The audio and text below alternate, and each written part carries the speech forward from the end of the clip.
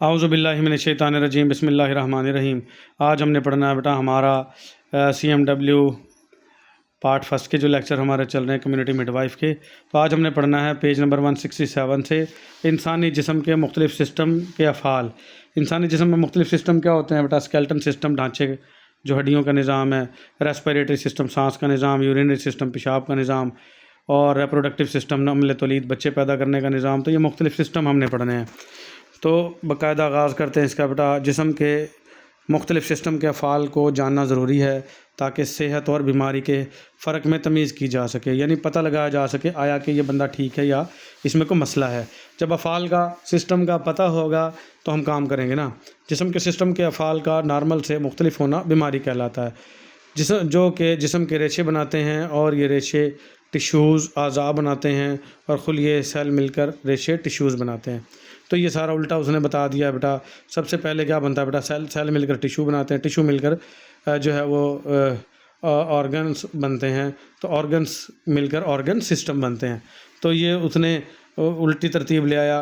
सीधी तरतीब क्या है? तो अल्लाह का निज़ाम सबसे पहले क्या बनते हैं, यह आपने 9th में पढ़े होंगे। सबसे पहले ऑर्गन और ऑर्गेनेली एटॉमिक और सब एटॉमिक लेवल, एटम मिलके मालिक्यूल मिलके सेल मिलके टिश्यूज़ मिलके ऑर्गन मिलके ऑर्गन सिस्टम मिलके ऑर्गेनिज़म मिलके पॉपुलेशन मिलके कम्युनिटी मिलके बायोस्फीयर।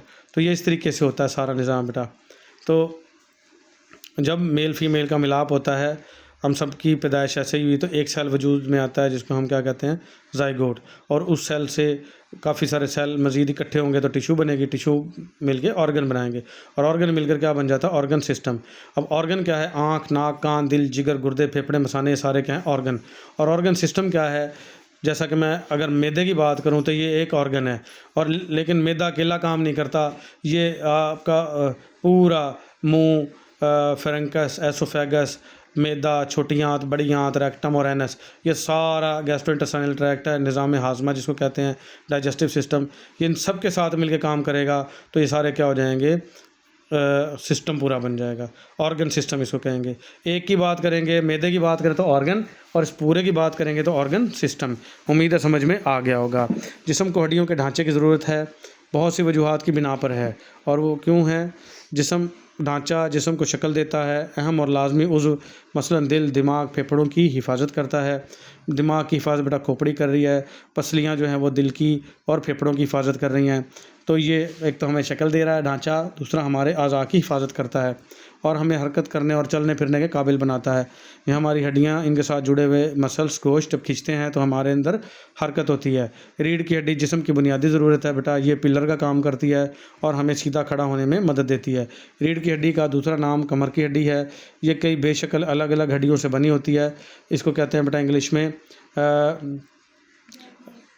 बैकबोन, और इसका मेडिकल में नाम जो है वो वर्टिब्रल कॉलम है। और 33 वर्टिब्री होती हैं, इर्रेगुलर वर्टिब्रीज। ठीक है, 33 हड्डियों से, अलग अलग हड्डियों से मिलकर बनती है, जिन्हें मोहरे या वर्टिब्री कहते हैं। उज़लात मसल्स जिस्म को हरकत देने के ज़िम्मेदार हैं। पेट के उज़लात हमारी आंतों को लटकने से रोकते हैं और सहारा देते हैं, और इस तरह सीने के उज़लात फेफड़ों को इनकी जगह पर रखते हैं। उज़लात जिस्म को हरकत देने के अलावा दीगर काम भी करते हैं, मसलन ये तवानाई पैदा करते हैं। ठीक है, और जो हमारे जिस्म को हरारत मुहैया करती है, छलांग लगाना, झुकना या बाजू फैलाना वगैरह, ये सारी हरकतें हैं बेटा। और इसको क्या कहते हैं? एक्सरसाइज से हमारे जिस्म में ये जो पट्टे खींचते हैं, इनसे ताकत पैदा होती है। ठीक है, ये सारा सब कुछ जो है, छलांग लगाना, झुकना या बाजू फैलाना, ये सब काम उज़लात यानी पट्ठों की वजह से होती हैं। अच्छा, उर्दू में उज़लात या पट्ठे कहेंगे, इंग्लिश में इनको मसल्स कहेंगे बेटा। उज़लात जब सिकुड़ते हैं, यानी मसल्स जब सिकुड़ते हैं तो ख़ुद को छोटा कर लेते हैं, और जब ढीले पड़ते हैं तो फैल जाते हैं। बाइसेप और ट्राइसेप की मिसाल आपने देखी होगी बेटा।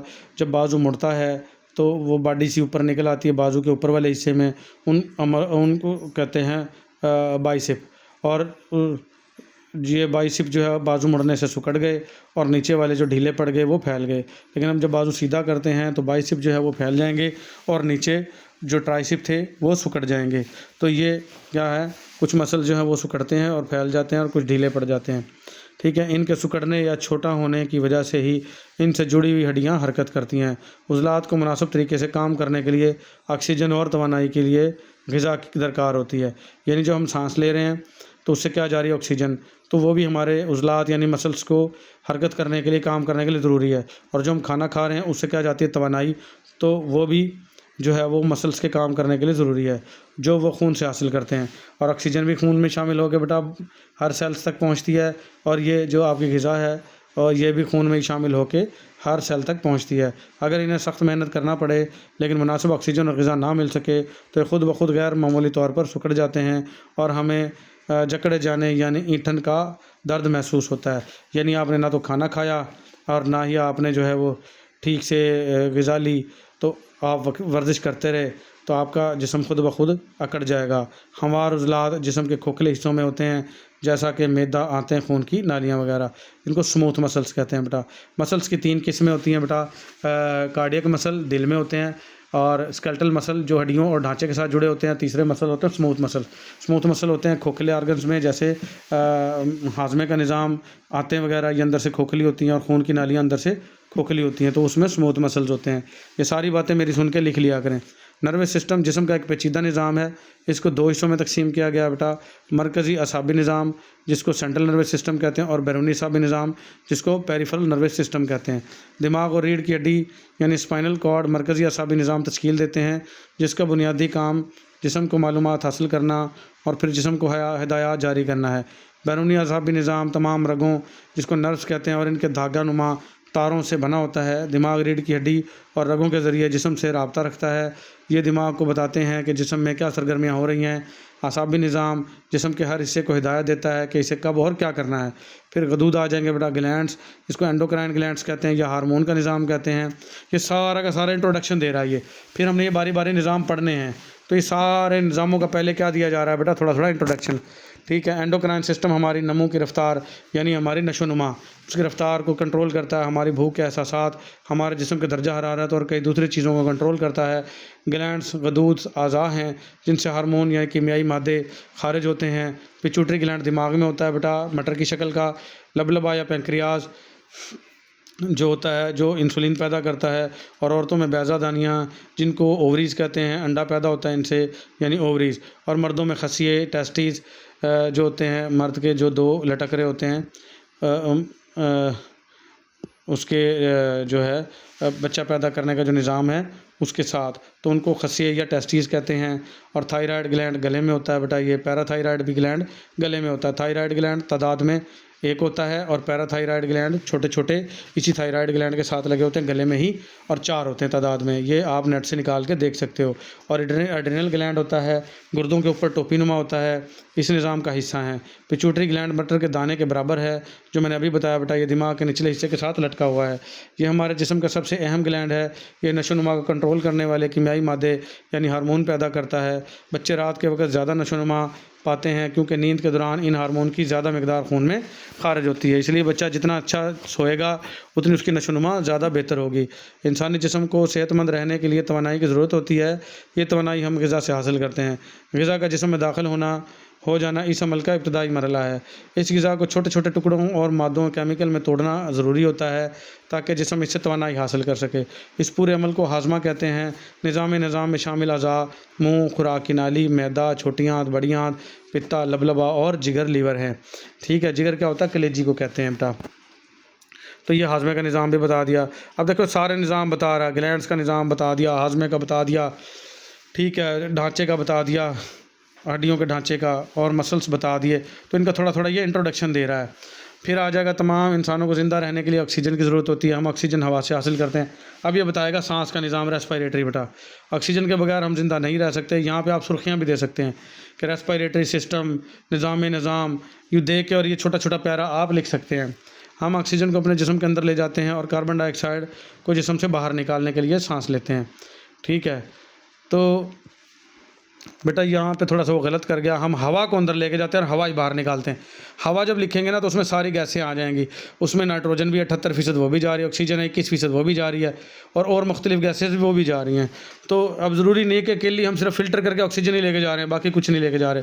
यहाँ उसने ऑक्सीजन लिख दिया, और उसे लिखना चाहिए हवा अंदर लेके जाते हैं। उसमें जो हमारी फ़ायदेमंद गैस है सबसे, वो कौन सी है, ऑक्सीजन है। उससे ऑक्सीजन लेते हैं हम, और हवा ही बाहर निकालते हैं। और उसमें सबसे ख़तरनाक गैस कौन सी है, कार्बन डाइऑक्साइड, वो बाहर निकालते हैं। बाकी तो गैसेस जैसे ज्यों की त्यों अंदर जाती हैं, ज्यों की त्यों ही वापस आ जाती हैं। नाइट्रोजन 78% अंदर जाती है, 78 ही वापस आ जाती है। लेकिन ऑक्सीजन जब जाती है तो एक किस फीसद होती है, बाहर आती है तो 16% है, यानी 5% अंदर यूज़ हो गई। और जब हवा अंदर गई थी तो कार्बन डाइऑक्साइड थी 0.04% होती है बेटा, और जब बाहर आती है तो 0.4% होती है।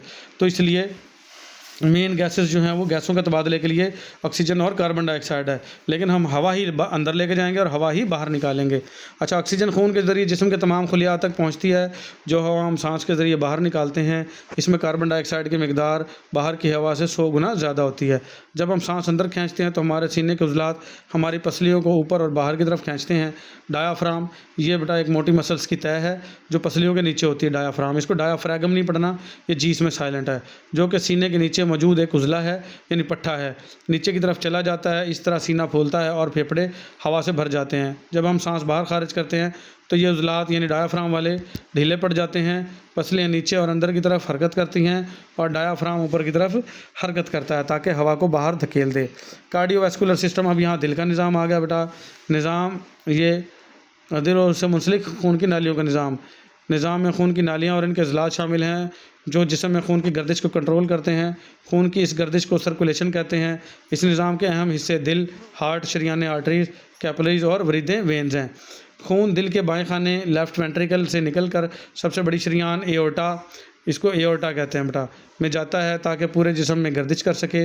यह खून ऑक्सीजन से भरा साफ़ खून है। दिमाग के खुलियों और जिस्म के हर उज़्व को अपने काम सर अंजाम देने के लिए साफ़ खून की ज़रूरत होती है ऑक्सीजन वाले की।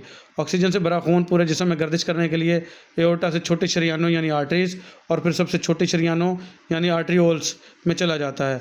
एओर्टा से आर्टरीज़ में गया, आर्टरीज़ से आर्ट्रियोल्स में गया बेटा, ठीक है। और जिस्म से दिल की तरफ वापस पर खून वृद्धों यानी वेन्स के ज़रिए से गुजरता है। अब जब जिस्म खून आएगा ना बेटा, पूरे जिस्म से खून दिल की तरफ आएगा, अब ये डीऑक्सीजनेटेड होगा जिसके अंदर कार्बन डाइऑक्साइड होगी। जब गया था एओर्टा के ज़रिए तो ऑक्सीजन वाला था, जब पूरे जिस्म में इस्तेमाल होने के बाद आएगा तो ये कार्बन डाइऑक्साइड वाला होगा।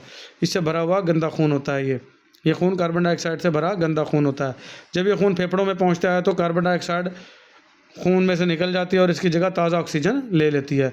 हमारा दिल 2 हिस्सों में बटा हुआ है। दायां हिस्सा कार्बन डाइऑक्साइड से भरे खून को फेफड़ों की तरफ पंप कर यानी खारिज करता है जहाँ से ये ऑक्सीजन लेता है, और बायां हिस्सा ऑक्सीजन से भरा खून जिस्म की तरफ पंप करता है। ये दोनों हिस्से अलग नहीं बल्कि एक टीम की तरह मिलकर काम करते हैं जो हर रोज़ 1000 से ज़्यादा मरतबा जिस्म में गर्दिश करता है खून, ठीक है। ये भी मरूज़ी बन सकती है बेटा।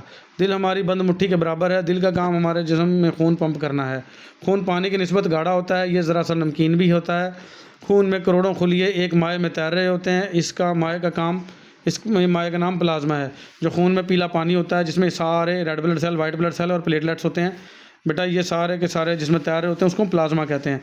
अगर थोड़ा सा खून नमूने के तौर पर लेकर इसे टेस्ट ट्यूब में डालें और फिर लेबॉरेटरी में एक मशीन जिसे सेंट्रीफ्यूज कहते हैं उसमें घुमाएं, ठीक है, उसमें रखें तो खून की तय नज़र आएंगी।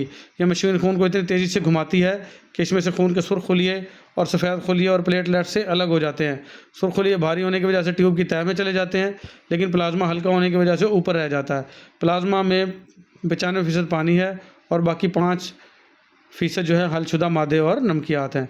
निज़ाम खराज में गुर्दे, मसाना और नालियाँ शामिल हैं। ये अज़ा पानी और नमकियात की मिकदार को कंट्रोल करते हैं। ये अज़ा जो है वो पेशाब बनाते हैं और इसे फुजला के तौर पर जिस्म से खारिज करते हैं।